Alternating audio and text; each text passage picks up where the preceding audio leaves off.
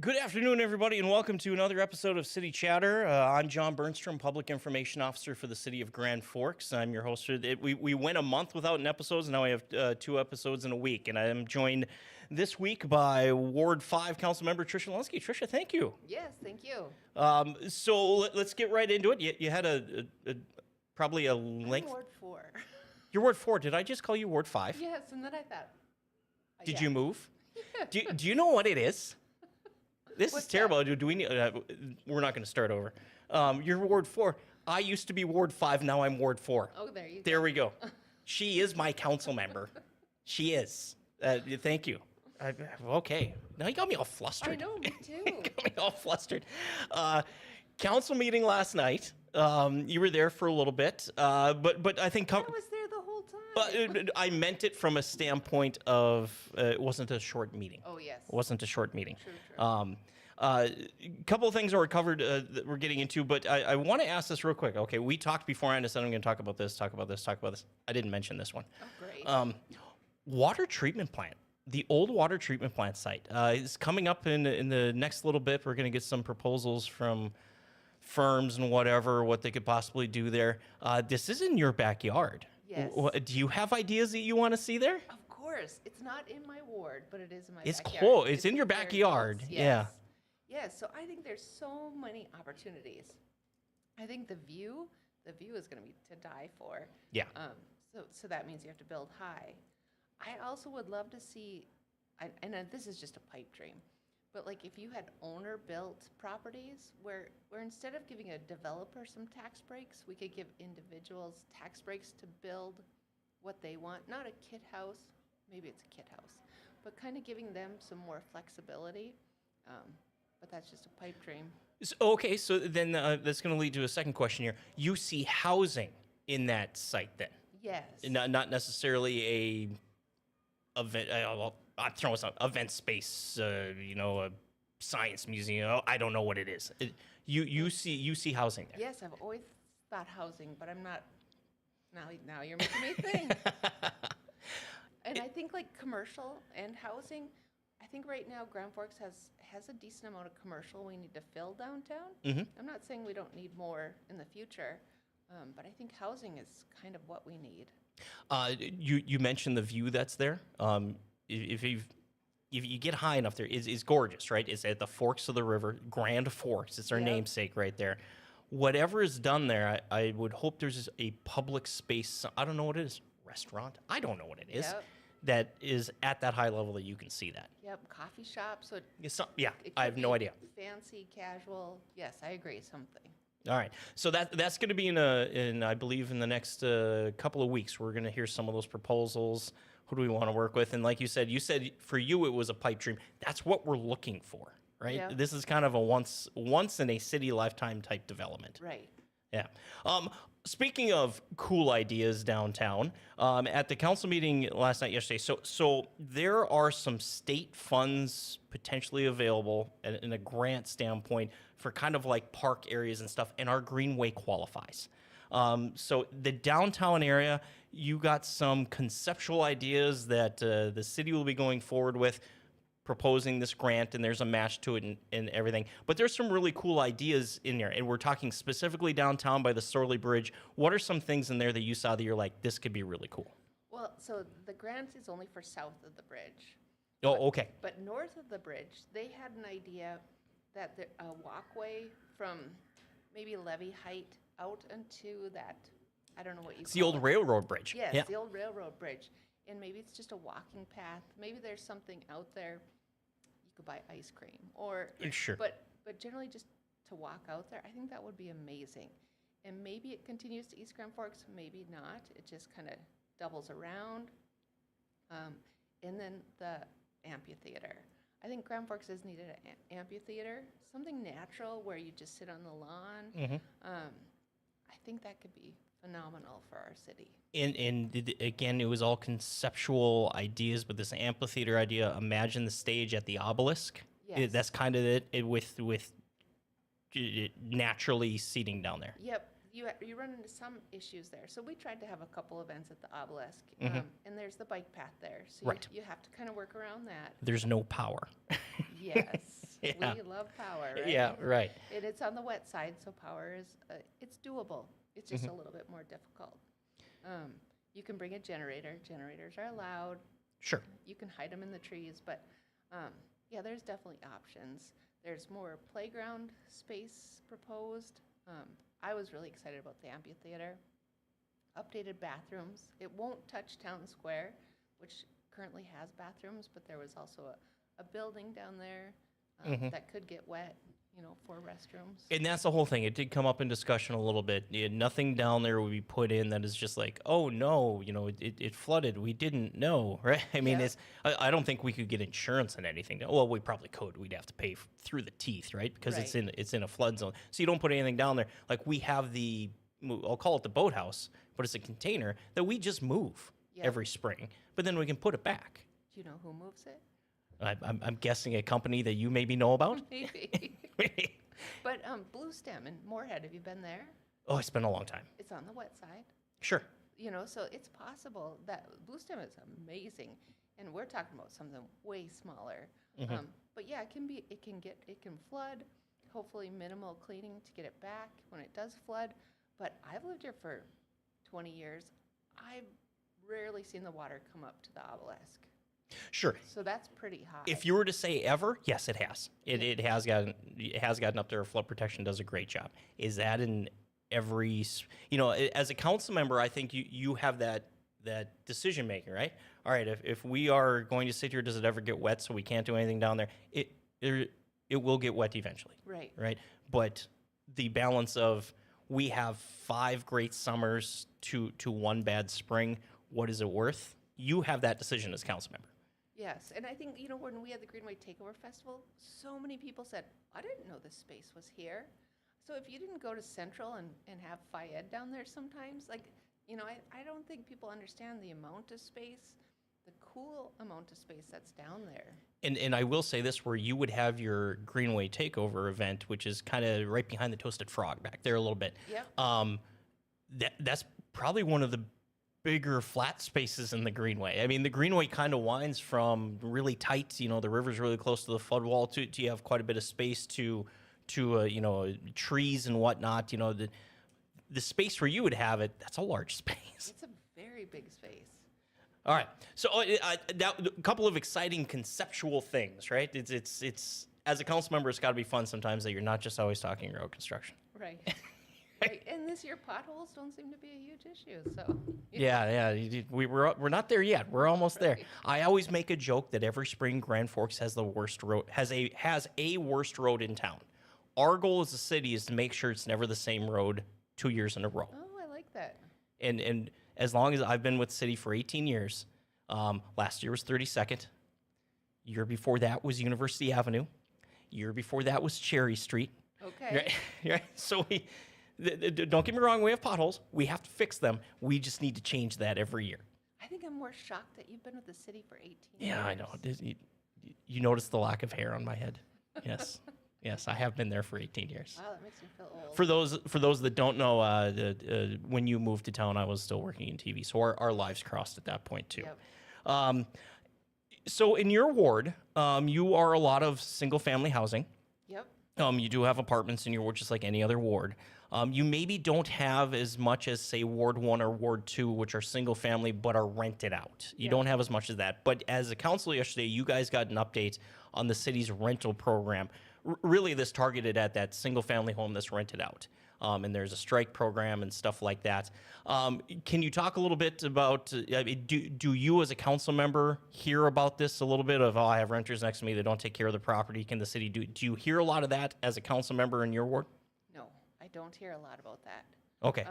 But I think it's been fascinating to me. We have a couple in like a block or two away from us. We've never had any issues. But it was fascinating to me that it was a unit 3 and under need to be licensed. Sure. Yep. Otherwise, they fall under a different state license. Yes. Yeah. So that was kind of fascinating to me. Also, Jamie and I tried the landlord thing like 15 years ago, and I don't think I had a license. Oh. But I didn't know. So then I was thinking, how do you let people know that too? It's so, Grand Forks is unique in this program. But this is not a statewide program. Other cities have looked to Grand Forks of how you put your program together. Frankly, you have post flood and a university, and things just kind of mesh together, right? There's properties available for cheap that I can make a buck on. Yep. So individuals, whether they live here or not, swooped in. Yep. And we had to come up with a program. There's a 3 strike. If you get 3 strikes, you can't retain your renter's license. But it's not a matter of, there's a time frame on the strikes, right? Where it resets. Can you talk a little bit about that strike program? Yeah, so it's 3 strikes for the landlord. For the landlord, Yep. yes. So it could be anything from loud party to cooking meth. Yeah, breaking the law. Yeah. Let's just put breaking the law in one category. Okay. So if there's an issue, then the cops come. Obviously, the people living there. Whatever citation, whatever. Yep. Then a letter is sent to the property owner, and it's up to the police if they want to give them a strike. Then if they get 3 strikes, they lose their license. But your strikes are reset with every 2 years. So if you get 3 strikes in 10 years, you're still fine. I have a question for you. Okay. Every 2 years, I bet you those tenants turn over more than 2 years. Does it reset with every new tenant? It's up to the discretion of the police chief, I believe. Sure. A bad tenant is a bad tenant. Yes, But if they keep turning over. Right, and so they understand, like, if there's a party here, a year later, new people leaving, they're probably not going to give you another strike. Sure, because it's different people. Yep. And they can tell that by the citations they give Yeah. and all that fun stuff. And I thought it was really fascinating because as a landlord, you can't really be responsible for your tenant's behavior, but you have to after a while. Sure. So it's an interesting thought. I will say this, in my time going to school at UND, living in Grand Forks, we rented, my roommates had dogs. So they wanted houses that had yards for their dogs. So we would rent houses. First thing we did is we made friends with our landlord, right? We're like, hey, we want you to call us before you call the police or whatever. If we're doing something wrong that we have no idea that we're doing wrong. Yeah. We're not supposed to have a bonfire or something like that. Or the dogs are causing a problem. No one talks to us. They call you. Well, we'll take care of that. Right. We just want to know. So we made friends with our landlords. That was, sometimes it just takes talking to people. Right, and I think we have to teach our kids that. No, that's fair. So I'll get phone calls in the office, my 18 years of working there, and it'll be my neighbor's doing this, my neighbor's doing that. My first question always is, so when you talk to your neighbor, what did they say? And sometimes there's they didn't fix it. I did talk to them. Lots of times I'm not going to talk to them. And I'm like, talk to them first. They probably have no idea their downspouts going in your yard. Right. They have no clue. And they're probably going to say sorry, right? Because normal people do that. Yeah. But that talking to people goes a long way. I was actually thinking about, I think the way we buy houses is wrong, is you should interview your neighbors, right? Because if you have good neighbors, who cares if you have a big TV room? I think Oh, sure. big neighbors are good neighbors are worth it. Or, and again, getting to know landlords, my wife and I, we're the nosy neighbors, new neighbor in the neighborhood. We're like, all right, well, we got to go meet them. Let's go. Whether they're uncomfortable or not, they need to know us. Hopefully they're from Grand Forks. Hopefully it works well. Hopefully it works well. This interesting thing was talked about. I mean, I'm going to call it interesting because there's no right or wrong on any of this. I'm going to ask you this question. What is art? I will never say what is art and what isn't. Or I will never say your art is not art. Sure. But it's an interesting question. And I really got stuck on that Grand Forks Herald clock. Yeah. And, I think, so we're talking about the new portal from PAC that's Yes. going to be on Visit Grand Mhm, Forks. mhm. I love the idea. I was just a tiny bit disappointed that the first thing I saw was the Herald clock. Sure. Because we have some really awesome art in Grand Forks. I mean, Adam Kemp is a staple. Mhm. He has so many pieces in Grand Forks. There's the new mural that's Yep. appearing on every promotional thing. So we need to acknowledge that. I love the mural downtown. Mhm. Our campus has so much art. So I love this idea. I love having the idea of a map. It's just, what is art? You know, Sure. is a statue, is a clock. I'm not saying the clock is not art, but I almost think it should be in two different categories. Mm-hmm. Um, it really made me question a lot of things last night. So for those that come back and say, I think it was Mr. Weber who made a comment of just like, it's not the council shouldn't determine what art is. We should just determine how we support it, or whether we do support this project or not overall, but individual area or whatever. Yep. That's if you start getting into defining it's almost like free speech, right? I mean, there's one thing vulgar, not vulgar, but Right. one person looks at one thing and says that's beautiful, another person, I don't even know what I'm looking at. Right. Right. And I went to art school.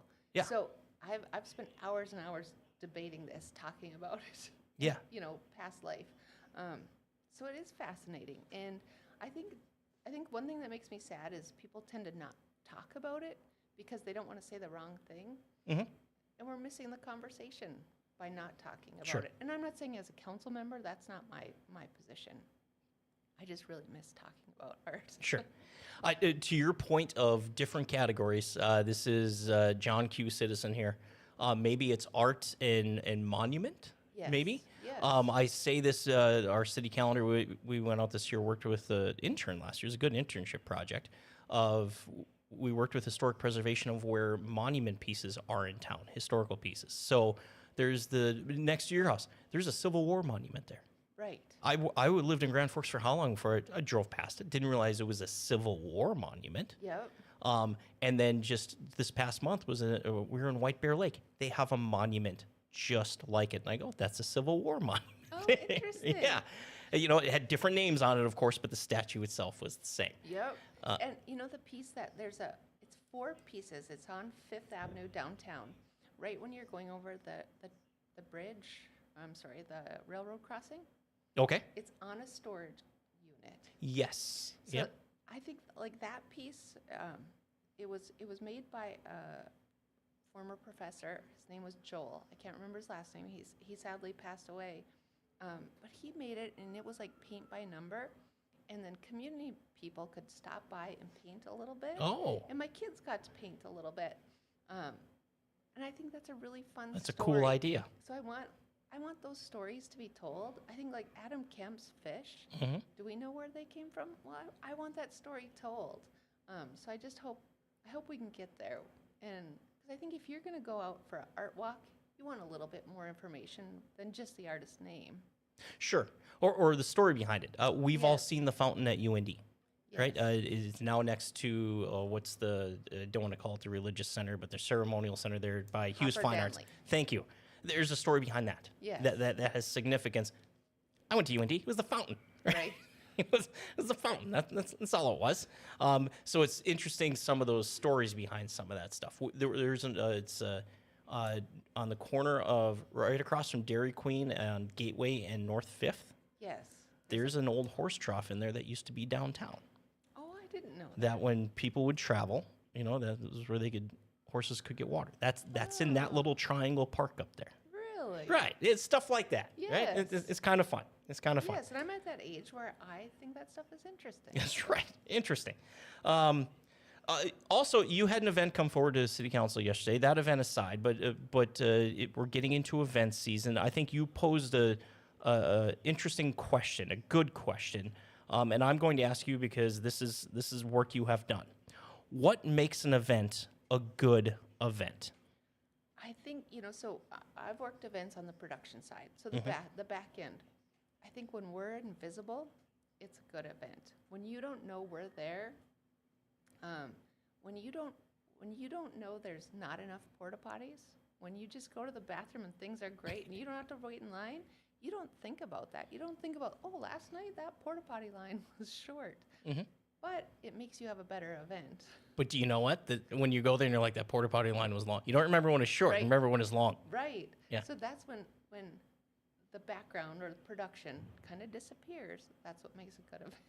Well, and then from a city standpoint, right? So getting people to try events, good for you. If somebody were to come forward to you and say, hey, I want to do something. I know Springfest didn't go well, but we want some sort of spring party. We're going to bring in some bands, a beer garden. We're just, do this. How should we do that? What would your advice be to them? I think, the sad part is to make an event, to pay for an event, a lot of times you do need liquor sales. Yeah, you need to that's make just money. part of it. Yeah, yeah. And if you don't have admission, That's where you make your revenue. right. But I think you have to take care of yourself with security. You have to make that boundary a little harder to hop over. I think it's hard. Events is hard. I think people think, oh, this band, I can get this DJ for $5,000. It'll be great. They don't understand all the other expenses that go into an event. Sure. I got way off the question. No, but I mean, I think you're fair when somebody comes up to you and says, hey, can you help me with this event? I have a DJ, but that's as far as they've gotten. Yeah. From your standpoint of, okay, in order for this to work, you also need X, Y, and Z. Right. And it's probably unique to each one, but... Yep, and I think as an event organizer, stay sober. Yeah. A lot of not a lot. Well, no. Some are like, well, this is my biggest party of the year, and I'm going to have a great time. Nope, you need to stay sober. Your party's after the event. Yes. Right. Well, and I think that's my kids play youth sports, and I've had coaches both for soccer and for football, and say, I don't care the score. My goal is I want them to play this sport next year. Is it maybe fair to say for an event organizer, no matter how it goes, you want to be able to do it next year? Oh, Because then you pardon my language, you didn't piss off the wrong people. Yeah. Right. Yep. It didn't go terribly, so people won't come back. Right. And then you have the weather. Weather's always right. That's we deal with winter and we want to get outside so bad, and then we get outside and you have a rainy Saturday. Yep. Right. It's heartbreaking. That's tough. All right. That's enough city. You covered a lot in yesterday's meeting. I thought that was I did too. In a wide range of things. So let's get in. Easter's right around the corner. Okay. We talked a little bit before. I find it kind of funny. One of the biggest religious holidays on the face of the earth, and we celebrate it with a bunny and eggs. But there's a reason behind some of that stuff, and I'm going to get into it. So I'm going to ask you this. Easter changes every year. Yes. It's not a set date. Do you know the reason for it changing? I actually just Googled this, and now let me think for a second. I'm going to say this. I thought it was something different. No, I can't remember. It's all about the moon. Okay. So it is the first Sunday after the first full moon after March 21st. Why March 21st? Spring. Okay. It's the first Sunday after the first full moon after March 21st. That is Easter Sunday. Really? Yes. Yeah, I thought that was interesting. Do you know where the Easter Bunny came from? The North Pole? The South Pole? Santa's the North Pole. Germany. So pre-Christian influence in Germany, they had a spring festival. Rabbit signified spring and fertility and changing of seasons and stuff like that. As Christianity moved in and Easter's in the spring, they incorporated the pagan spring holiday, and that's where an Easter bunny came from. Okay. That one I didn't know. I did not either. Okay. Your kids are grown, right? I'm not quite there yet. You guys decorate Easter eggs growing up? Yes. Yeah. We did it last weekend. Even Aw. our kids we still do it. Do you know where that originated from? The dyeing of the Easter egg or The decorating? decorating of Easter eggs. No. Yeah, Ukraine. So evidently that was something that was done in the Ukraine quite a bit. Okay. And as you get Eastern European influence in the United States, they brought that tradition with. And it was tied to spring, and it was tied to Easter. And that was just something they did specifically Ukrainian. Yeah, because what's the tie between the egg and the bunny? Yeah, okay. Yeah, you think I did research on this. Yeah, that's your fault.